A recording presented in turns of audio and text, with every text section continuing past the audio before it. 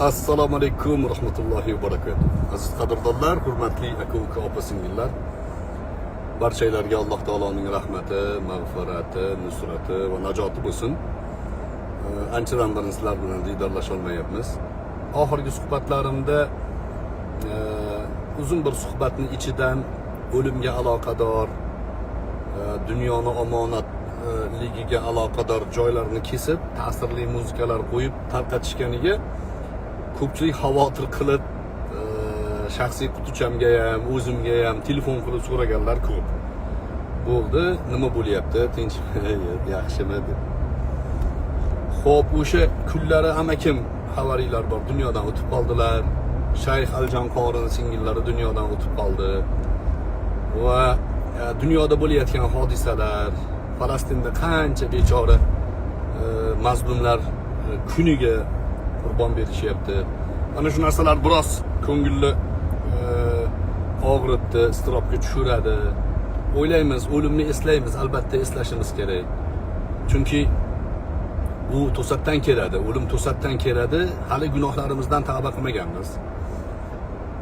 Hali Allohning roziligini topding, mana shu amal senga Allohning roziligi uchun yetadi degan nido yo'q, chaqiriq yo'q.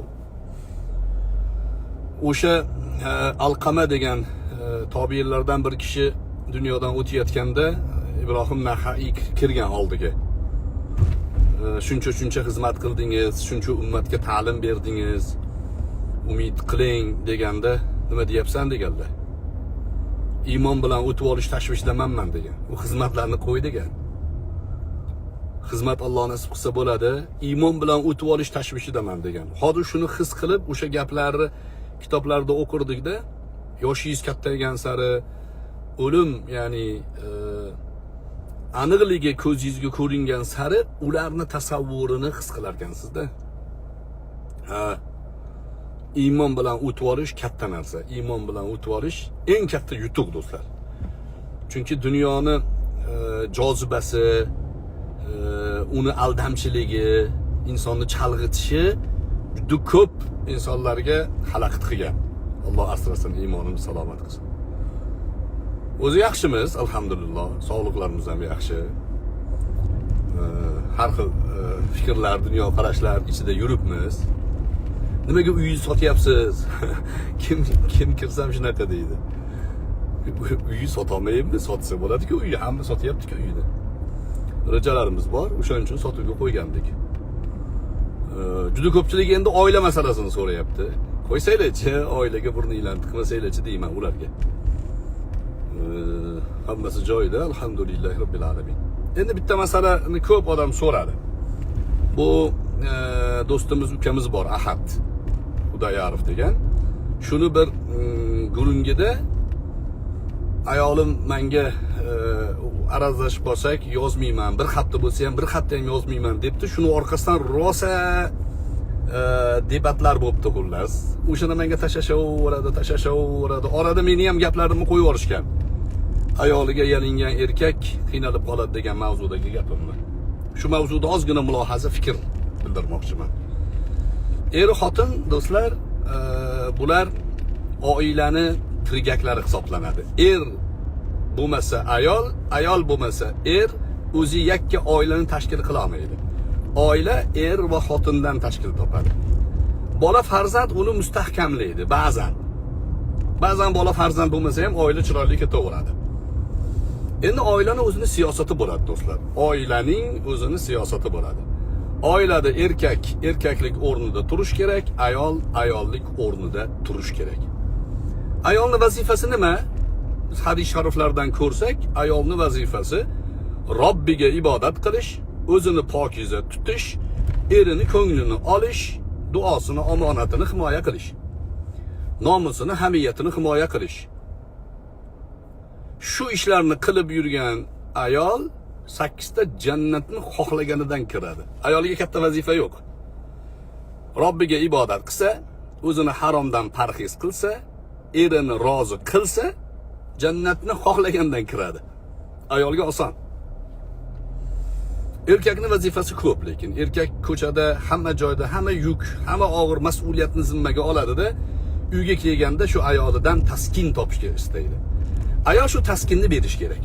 Bo'ldi, oila go'zal bo'ladi.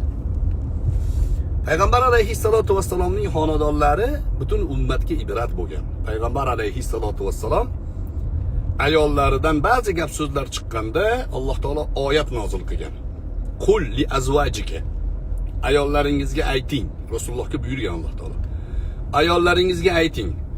Agar dunyo hayotini xohlashsa, biz ularni o'ta go'zal dunyo matolari bilan ne'matlantiramiz. Dunyoni xohlasa dunyoni beramiz. Faqat dunyoni xohlaganlari uchun siz bo'lmaysiz hayotlarida. Talog'ini berasiz deganlar Alloh taolo. Payg'ambar alayhissalatu vassalam birinchi Oysha onamizga aytganlar. Oysha onamizni yaxshi ko'rardilar-ku. Ey Oysha deganlar, bir maslahatli gap bor. Nima ya Rasululloh? Ota-onangdan maslahat qil. Xo'p, nimani maslahat qilay? Alloh taolo menga shunaqa oyat nozil qildi. Agar ayollaringiz dunyoni xohlasa, dunyoni beramiz. Talog'ini berasiz, yashashaveradi. Dunyodan eng yaxshi hayotda kechirishadi. Sizni xohlasa, siz bilan birga hamma narsaga rozi bo'lishadi. Rasulullohga nima imtihonlar, nima yuk kelsa, yonida turib berish kerak bo'ladi. Umumiy mafhumi shu. Oysha onamiz Payg'ambar alayhissalomga qarab, "Ya Rasululloh, shuni ota-onam bilan maslahat qilamanmi?" degan. "Sizni tanlaymanman" degan. Birinchi javob shu. Keyin Zaynabdan so'raganlar, keyin boshqa onalarimizdan hammalari Oysha onamizni gapini gapirishgan. Rasulullohni tanlashgan. Natijada dunyolarida to'kinsochlik bo'lmagan. Oysha onamiz aytadilar, 3 kun ketma-ket qozon qaynamas edi uyimizda deydilar. Payg'ambar alayhissalatu vassalom ko'chadan kelardilarda yoki ertalab turardilarda, nima bor yeydigan derdilar Oysha onamizga. Yeydigan narsa yo'q deysa, unda men ro'zaman derdilar. Shunaqa oila, shunaqa kechirgan payg'ambardek zot. Shu ibrat, shu namuna. Men o'zim hayotimda ham biz domla bo'lganimizga, bizdan ko'p odam oila masalasini so'raganiga statistika shu do'stlar. Qiyinchilik bilan, dunyoda ozgina tortilish bilan, ozgina ya'ni yetishmovchilik bilan hayot kechirayotgan oilalar mustahkam bo'ladi. Yetishmovchiliklarga sabr qilgan oila eng mustahkam, eng muhabbatli, eng baxtli oila bo'ladi. Aksi oilasida hamma narsa yetarli bo'lsa, yegani oldida, yemagani orqasida, hech kim uni bezovta qilmaydi, mushugini hech kim pish demaydi, bolalarini xizmatkor qaraydi, o'zi pardoz-andozdan boshqa ishi yo'q. Mana bu oilalarda kelishmovchilik ko'p bo'ladi. Nimaga? Nafsning tabiati shunaqa. Nafs yana deyaverar ekanda. Taqvo egalari ana shu nafsni tarbiyalash kerak degan yo'ldan yurgani uchun oilaning mustahkamligini saqlab qoladi. Bularni nimaga aytyapman? Salaflarda Payg'ambar alayhissalomning oilalarida bo'lgan hodisa. Zubayr ibn Avvomning ayoli Asmo binti Abi Bakr, Zoti Bitaqayn laqablari bor. Asmo Zubayr radhiyallohu anhu ga turmushga chiqqanlaridan keyin shunaqa mashaqqatli hayot kechirganlar. Shunaqa mashaqqatli. Mashaqqat ustiga mashaqqat bo'lgan. Aytadilarki, taxminan bir 4-5 chaqirim joydan har 2 kunda bir suv tashirganlar. Suv. Bir kuni Payg'ambar alayhissalatu vassalom jamoa bilan kelayotganlarida Asmoni ko'rib qolganlar, suv tashib ketyapti uyiga. Ha, Asmo, otga chiqib olasanmi? Yo'q deganlar. Chunki Zubayr rashkli erkak bo'lgan. Ayolni rashk qilgan, boshqa odamning otiga minishligini xohlamagan. Asmo kelib aytgan, Rasulullohni ko'rdim, bir otga mindilar, minmadim deganda yaxshi qilibsan degan Zubayr. Keyin xizmatkor olib bergan, Asmoga xizmatkor olib bergan, qiyinchilikdagi ayolga. Asmo aytadilarki, qullikdan ozod bo'lgandek rohatlandim degan. Tasavvur qiling. Shularning oilalarida qanaqa insonlar tarbiya topgan. Zubayr ibn Avvom radhiyallohu anhu biroz qattiq qo'l bo'lganlar. Biroz shu rashklari tufayli ayollarni himoya qilib qattiq turardilar. Buni hodisasi siratlarda ma'lum. Lekin bu o'sha Ahad Xudoyorov aytgan holat. Erkak kishi do'stlar, erkak kishi har doim bo'ynini egmasdan tik turish kerak. Erkakning vazifasi. Chunki atrofda dushman ko'p. Atrofda bu erkakni bo'ynini sindiraman degan qancha nomardlar bor. O'sha nomardlarga u kuchi yetadi. U nomardlarga qarshi bo'ynini tik tuta oladi. Erkakni bo'ynini bukib qo'yishi bo'lgan eng xavfli obyekt ayol. Ayol mavzusida ehtiyot bo'lish kerak. Erkakni bo'ynini ayol bukib qo'yadi. O'shaning uchun turmush o'rtog'i arazlashib qolsa, oilada bo'ladi unaqa narsa holatlar. Arazlashib qolsa, shunga o'xshagan hodisalar bo'lsa, ayol erini yalintirishga urinmasligi kerak. Chunki bo'ynini bukishga urinsa, bo'yni bukuk er bilan yashashni xohlagan ayol yaxshi ayol emas. Italiyani bosqinchilariga qarshi urush qilgan Italiya mustamlakachilarini Libiyadan haydash uchun qurollangan Sahro sheri laqabi bo'lgan Umar Muxtor juda jiddiy odam bo'lgan. O'zi o'qituvchi bo'lgan, keyin qo'liga qurol olib mustamlakachilarga qarshi jang qilgan. 80 yoshigacha otdan tushmasdan jang qilgan odam. Shu jang qilar ekan, adirlarda, tog'larda, shu kapalarda yashab yurgan. Chaylalarda yashab yurgan. Tayyorgarlik qiladi, ayoli bola chaqalarini tog'larni oralariga, cho'llarni bir chekkalariga joylaydi-da, kelib dushman bilan urushib, kechqurun yoki bir oyda bir boradi uyiga. Shu kishini yig'laganini insonlar ko'rmagan ekan. Shunaqa jiddiyati kuchli odam bo'lgan. Ayoli vafot etganda yig'lagan ekan shu. So'rashgan ekan, sizni hech yig'lagan holda ko'rmaganmiz. Ayolingiz vafot etganda yig'ladingiz. Nimaga? Deganda, bu ayolim hamma meni tashab ketganda yonimda turgan. Bu ayolim qachon uyga kelsam, shu chaylani eshigini, latadan bo'lgan eshigini ko'tarib turardi. Nimaga bunaqa qilasam desam, bo'yningiz bukilmasin, bo'yningiz egilmasin derdi. Shunaqa ayolim shunaqa edi. deb ayolini qadriga yetib yig'lagan Umar Muxtor. Endi mana shu nuqtai nazardan kelib chiqib, islom tarixiga qaraydigan bo'lsangiz, erkak kishi arazlashib qolsa, misol uchun oilada ayol yalingani afzal. Erkak yalinsa, uni bo'yniga g'ul tushadi. Bu yerda kibr, boshqa narsa deyish mumkin. Erkak ayoliga sevgili, muhabbatli bo'lsin, uni boshini silasin, uni boshida ko'tarsin, gap yo'q. Lekin ba'zi ayollarda erini yalintirish tabiati bo'ladi. Yalinib yashasin deydi. Bo'yin sinib yashasin deydi. Aytganimni qildiramanman deydi. Bu kibr bu. Bu erga nisbatan hurmatsizlik va oqibatda bu oilalar agar rozi bo'lib yashasa, er o'shanaqangi bir dayus tabiat bo'lib rozi bo'lib yashashga majbur bo'lib qoladi. Xotin nima qilsa ham, begona erkak bilan gaplashadimi, ko'chadan chiqib erkaklar bilan oldi sotdi qiladimi, misol uchun. Ba'zi o'sha ayollar bor, erini ustidan shikoyat qilib boshqa begona erkaklarga telefon qiladimi? Shuni hammasiga rozi bo'lib yashaydigan er bo'lsa, bu er endi ancha nimjonda, endi u ermasda endi. Shu erni shu ahvolga solish uchun xotin ya'ni jiddiy rejalarni qilgan bo'ladi. Amalga oshirgan bo'ladi rejalarini. Bu oila baxtli bo'la olmaydi. Bu oila baxtli bo'la olmaydi. Er ayolini himoya qila olmaydi endi. Nimaga? O'zi ayolidan himoyalanish kerak u. Ayoli uni bo'ynini bukib qo'ygan bo'ladi. Lekin o'sha bizning o'zbeklarda bir maqol bor. Erkakda zarda bo'lmasa, ayolda parda bo'lmaydi. Ya'ni hayo pardasi ko'tarilib ketib qoladi. Erkakning zardasi bo'lish kerak. Erkak jiddiy turish kerak, stolga qo'lini urish kerak mushtini. Ana shunaqangi vaziyatda ayollarga nasihat. Pas keling. Tilingizni tiying. Eringizni bo'ynini bukilishini xohlasangiz, o'sha bukilgan bo'yin bilan yashashga majbur bo'lasiz, sizni baxtingiz bo'lmaydi. Nima bo'lganda ham siz xo'p desangiz, eringiz sizga aytganingizni qiladi. Aytganingizdan afzalini qiladi va baxtli hayot kechirasiz. Bu ma'noda Ahad Xudoyorovning gapiga qo'shilaman. Bir haftalab yozmaydigan xotin yaxshi xotin emas u. bir kun arazlasin, hop, 1 soat arazlasin, bo'ldi, tezda uzr begim meni kechiring desin.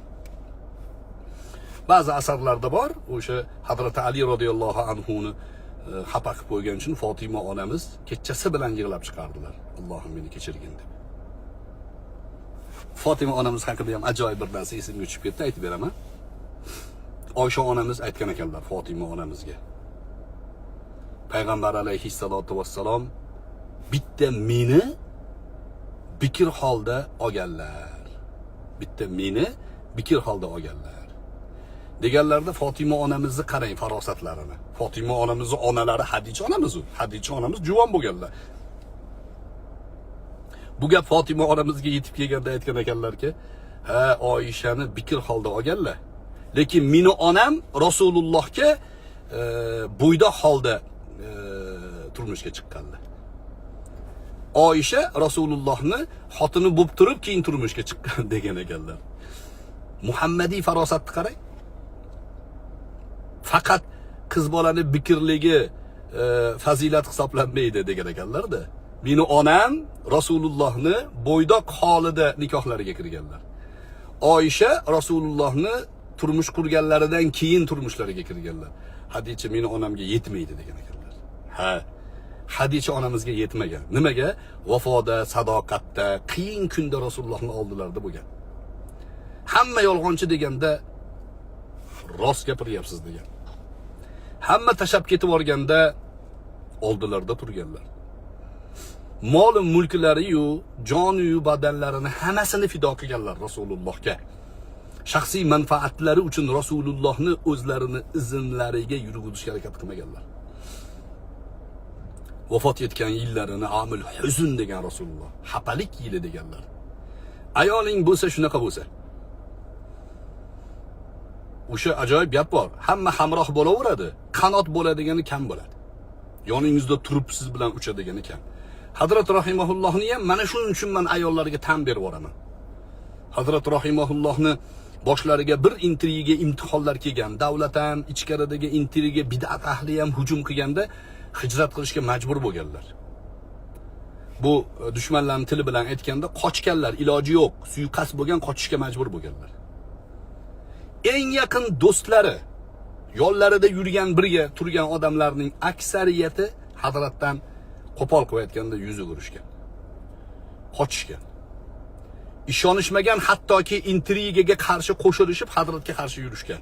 Shunda kim turgan Hazratning oldilarida? Fatima hoji ona turgan. Turganlar. Men guvohman, men bilaman buni. Butun dunyo qarshi tursa ham meni erim degan u kishi. Mana shu shayx hazratlari degan. Butun dunyo qarshi turgandir. Nimaga desa, Fatima hoji onani onalari tilla xotin bo'lgan. Fatima hoji onamizni Hazratni ayollari, men ramziy ma'noda onam deyman. U kishi meni bolam deydilar. Onalari zo'r xotin bo'lgan, tarbiya zo'r bo'lgan. Onalari Ismoil Mahdumga turmushga chiqqan, yosh bo'lib, menimcha 17-18 yoshlarida turmushga chiqqan, yosh bo'lganlar. Tursunboy degan boy odam bo'lgan namanganlik, ahli ilmga xizmat qilsin deb Fatima hoji onamizning onalarini Ismoil Mahdumga bergan edi. O'sha ayol Fatima hoji onani tarbiya qilgan. Bu hoji ona Hazratning yonida turgan keyin. Vallomat kelsa ham kirgizmasdilar, Hazrat dam olayotgan bo'lsalar. Kelgan mehmon keldi, ketdi, hammasini hoji ona qarardilar. Hazratning faqatgina dars, ta'lim, kitob yozish, kitob o'qishga vaqtlarini ajratadilar. Boshqa tashvish yuklamasidilar. Ashunaqangi ayollarni tarbiyalash, o'shunaqangi ayollarni jamiyatga taqdim qilish hammamizning vazifamiz. Qizlarimiz bor oldimizda. Tarbiyasiga qattiq e'tibor berish kerak. Onalarni yaxshi tarbiya qilishimiz kerak. Onalar millatni tarbiya qiladi keyin. O'sha ma'noda Ahad Xudoyorovga qo'shilaman. Bir hafta yozmasa, yozmayman degani erkak kishi yalinmaslik kerak.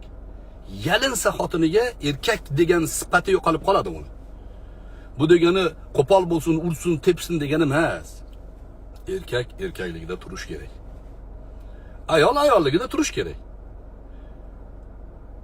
Hozir ayollar erini taloq qilib yuboraman deb turibdi-da hozir. Shunaqa jamiyatda yashayapmiz. Bo'lmaydi u. U ya'ni baxtli oila bo'lamaydi. Shuning uchun oilaning mustahkamligi er va xotinni bir-birini to'g'ri tushunishligi ustiga quriladi. To'g'ri tushunish qanaqa bo'ladi? Ayol ayolligida turadi, erkak erkakligida turadi. Haqiqiy baxtli, sadoqatli oilada erkakning boshiga butun dunyodan qarshilik kelsa ham ayol yonida turib beradi. Turadi, haqiqatda o'sha sadoqatli bo'ladi. Vafodor degani shu. Yaxshi kunda hamma xotin yuraveradi erining oldida. Yaxshi kun, ishi yaxshi, hamma narsasi bo'lib turibdi. Oldida turaveradi, u yaxshi. Imtihon kelganda kim turadi oldingizda? Mahbubi har mudom tik tur. Dushmanga qarshi tetik tur. Faqat rukuda egik tur. Xalloq sendan ranjimasin. Assalomu alaykum va rahmatullohi va barakatuh. O'zinglarni ehtiyot qilinglar, yaxshilikda ko'rishguncha.